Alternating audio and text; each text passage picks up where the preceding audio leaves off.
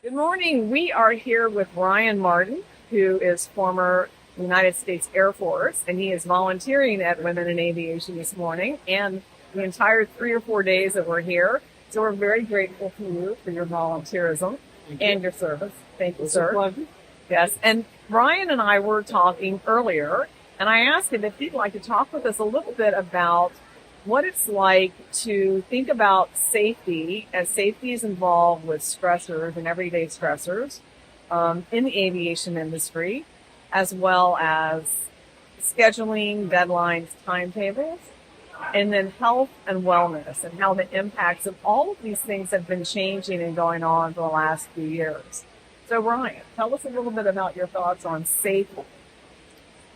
Okay, so safety coming from an Air Force standpoint, definitely that was always one of the first approaches we did. Anytime we launched a jet, there was 2 to 3 pages of operational risk management that we had to address step by step, taking it was built off a point value system as to how much risk we would assume in any type of operation. And you were load master. Yes, I ma'am. recall. Sorry. I should have started with that earlier. With that, my bad. And in my prior job in the Air Force, it was a little bit different. I was a security forces member, so provided security to the installation in the airfield. The safety was always paramount. And that is definitely, even though you want to keep things safe in the terms of security, you also want to make sure people are operating their vehicles safely. In my course of retirement, I'm now in aviation. I was a student, now I'm an instructor, so the approach to aviation safety, looking at it from a student and now an instructor vantage point, the FAA does a wonderful job with that. A lot of training aids, a lot of advisory circulars. It's all built into curriculum. As a student, it's questions you need to actually know this, and then for an evaluation, you need to be able to apply it. So that's my 2 cents. I love that. Safety. Knowledge and application. Yes, Really ma'am. big. I mean, this is, I think, again, it undergirds everything that happens in aviation.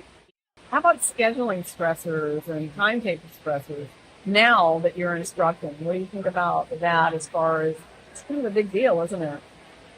So scheduling, as working with my over the last like year and a half, just watching how people manage their schedules or their time. Right. Time management is huge. That is actually one of the most valuable research, in my opinion. Why is that? So I'm in my mid-40s, and what I'm starting to see, you can always make more money, but you only have so much time. Right. That is that commodity that does have an into it, and I don't know how much time I have.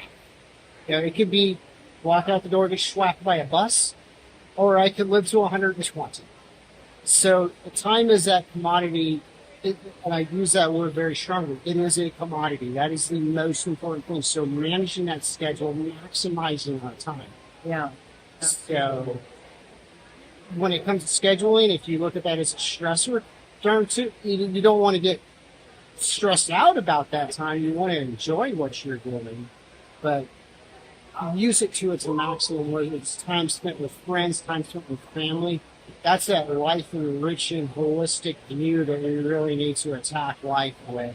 Good. To make I the like best of that. it. So I like that. Yeah. that's what I have. Does that address It your does. query? It does, because I mean, your time management, scheduling, timetables, deadlines are unique to you in your job and where you're at now, which is more of what we think about. I'm going to be talking with some of the Southwest Airlines ladies later, and they're in the hangar, and so their scheduling, timelines, timetables, deadlines are very unique to getting 175 people on that plane and pushing back from the gate. What have you seen in the last couple of years? In terms of, it's been a doozy, hasn't it? Yes, I was actually just talking with a friend. She's in transition on one of her on her career. Yeah.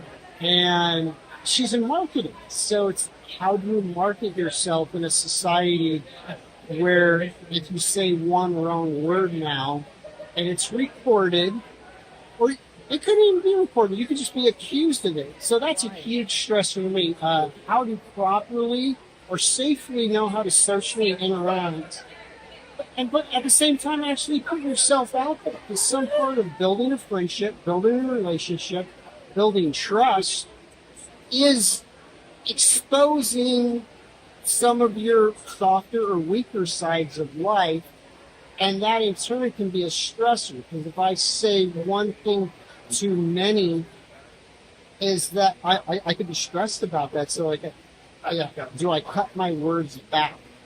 Do I refrain from saying something in fear or stress that I'm going to offend or maybe be accused or somehow have that appearance of being an ism of some sort? Right. Which I don't want to be, and it's not going to be intentional. Well, and you're a friendly person. You know, you and I have already talked a number of times just in this short period of time, less than 24 hours.